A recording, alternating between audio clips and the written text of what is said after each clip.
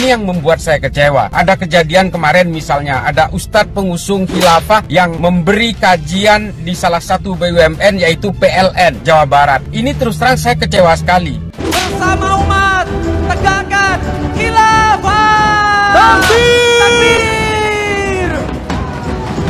Kalau saya melihat bahwa inilah target-target dakwah mereka. Ditarget untuk didakwahi, karena kalau ASN itu sudah banyak yang ikut mereka, akan mudah.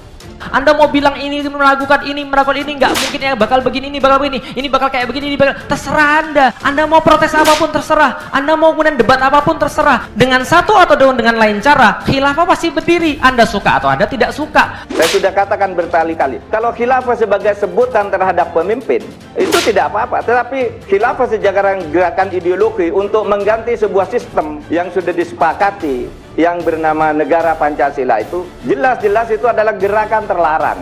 Ternyata ustadz-ustadz pengusung Wahabi, Salafi dan juga khilafah ini masih saja diundang di berbagai lembaga-lembaga dan juga kementerian, bahkan juga di badan-badan usaha milik negara. Bagaimana mungkin al-khilafah kita lalaikan dan kita abaikan? Seperti itulah kita meyakini bahwa akan kembalinya khilafah ala minhajin nubuwah. Takbir! Nah, kalau termasuk masjid-masjid negara, masjid-masjid BUMN, masjid-masjid pemerintahan, ditarget ini oleh mereka sebagai target dakwahnya mereka. Kelompok-kelompok pengusung khilafah dan kelompok-kelompok Wahabi Salafi ini adalah benalu dalam kehidupan berbangsa kita dan juga benalu bagi kehidupan intimasi sosial masyarakat yang senantiasa harus kita jaga persatuannya. Erik menegaskan tidak ada lagi perdebatan soal ideologi. Ia pun berdiskusi dengan Mahfud MD terkait adanya dugaan karyawan BUMN terpapar radikalisme. Pertemuan Pak Mahfud juga sama, bagaimana saya mendapatkan laporan mengenai radikalisasi yang ada di BUMN. Karena yang namanya ideologi kan sudah putus, Pancasila, NKRI, Bhinneka Tunggal Ika. Untuk melawan para benalu ini, kami berharap kejadian seperti kemarin di PLN tidak terjadi lagi. Kalau perlu, ustadz-ustadz pengusung Wahabi Salafi dan juga ustadz-ustadz pengusung khilafah ini jangan diberikan ruang, terutama di lembaga, kementerian dan badan usaha milik negara. Satu survei, ustadz-ustadz paling radikal seluruh Indonesia ada 5. Nomor 1 Habib Rizik, nomor 2 Felix Yao, paham tulisannya? Oleh karena itu, marilah kita dukung gerakan-gerakan penguatan Pancasila dan NKRI ini. Jangan justru dirusak oleh segelintir oknum di berbagai kementerian dan lembaga negara, tapi justru itu akan merusak tatanan sosial dan politik bangsa kita hanya karena kepentingan-kepentingan sekecil kelompok itu.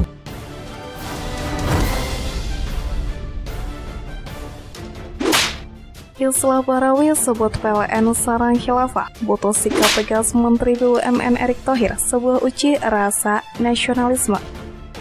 Nasionalisme Erick Thohir diuji setelah Islah Barawi sebut PLN sarang khilafah. Pasca PLN wilayah Jawa Barat undang pentolan khilafah berceramah, publik pun kecewa. Kesan PLN sarang khilafah pun begitu kuat. Peristiwa PLN Jabar kerap undang pentolan Ustadz khilafah berceramah diungkapkan oleh Islah Barawi, tenaga ahli Mabes Polri. PLN Jawa Barat kerap undang Ustadz pengusung khilafah untuk berceramah, ungkapnya via Twitter di tengah usaha menjaga keutuhan NKRI. Pemerintah dirasakan tidak tegas.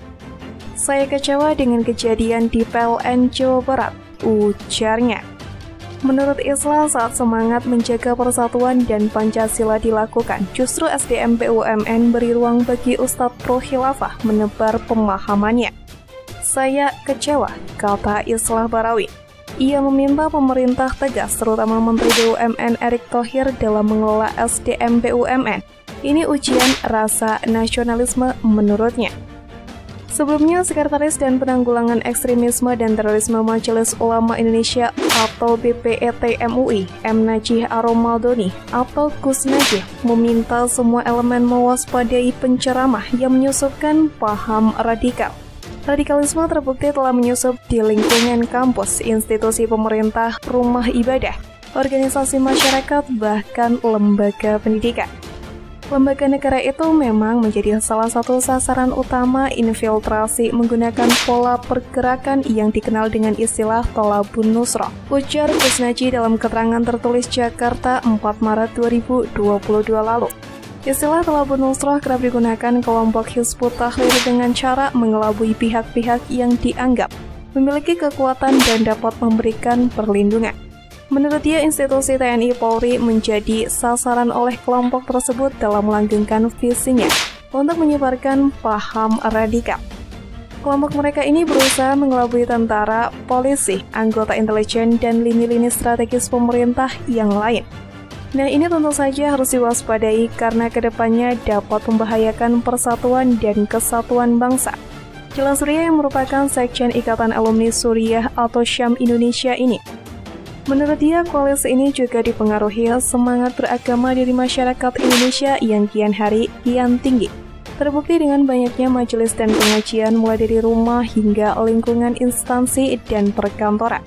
Semangat beragama masyarakat Indonesia saat ini yang tentunya harus disambut baik, tetapi pengetahuan agama yang tidak tepat. Alih-alih berbuat kebaikan, yang ada justru seseorang bisa terjerumus dalam keburukan, tuturnya.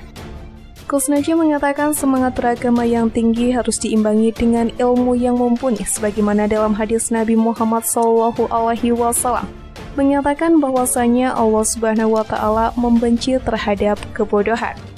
Artinya apa? Orang yang semangat beragama juga harus semangat menambah ilmu, memperdalam ilmu agar supaya dia beragama yang benar, ujar pendiri Center for Research and Islamic Studies Foundation ini, sehingga kata dia perlu mendapatkan perhatian, terutama adanya fakta bahwa penceramah radikal sudah mulai masuk dan menginfiltrasi aparat dan instansi negara melalui majelis dan pengajian. Kita mendapati fakta di TNI yang nasionalismenya dianggap sudah sempurna itu ada 4% yang terpapar, sehingga bagaimana caranya harus dicegah dan dievaluasi, ucap dia. Kusnaji mengatakan ada banyak faktor yang membuat instansi negara kerap kecolongan dengan menjadikan penceramah dengan visi menyebarkan paham radikal sebagai narasumber dalam majelis. Salah satunya adalah faktor ketidaktahuan. Mungkin hanya berdasarkan bahwa si penceramah itu populer atau mudah diundang. Kedua, bisa jadi karena memang sudah terpapar. Jelas pria yang juga praktisi pesantren tersebut. Menurut dia, perlu ditanamkan kesadaran dan pengetahuan khususnya kepada anggota serta keluarga aparatur sipil negara atau ASN, TNI dan juga Polri untuk dapat mengenali pemuka agama moderat yang membawa kepada konsep agama sebagai rahmat. Sementara itu, Badan Nasional Penanggulangan Terorisme atau BNPT merilis isi ceramah yang mengandung unsur radikalisme sebelumnya. Hal ini disampaikan BNPT menyikapi pernyataan Presiden Jokowi soal bahaya penceramah radikal pada rapat pimpinan TNI Polri di Mabes TNI di Jakarta pada bulan Maret 2022 lalu. Dilansir dari Antara pada Minggu 7 Maret 2022 melalui Direktur Pencegahan BNPT, Brigadir Jenderal Ahmad Nur Wahid menegaskan, pernyataan Presiden Jokowi harus ditanggapi serius oleh semua kementerian, lembaga pemerintah, dan masyarakat. Sebab lanjutnya pernyataan Presiden itu adalah peringatan keras untuk meningkatkan kewaspadaan nasional. Nur Wahid menyebutkan ciri-ciri penceramah radikal bisa dilihat dari isi materi yang disampaikan dan bukan yang ditampilkannya. Pertama, mengajarkan ajaran yang anti-Pancasila dan pro-ideologi khilafah transnasional. Kedua, mengajarkan paham takfiri yang mengafirkan pihak lain yang berbeda paham maupun berbeda agama.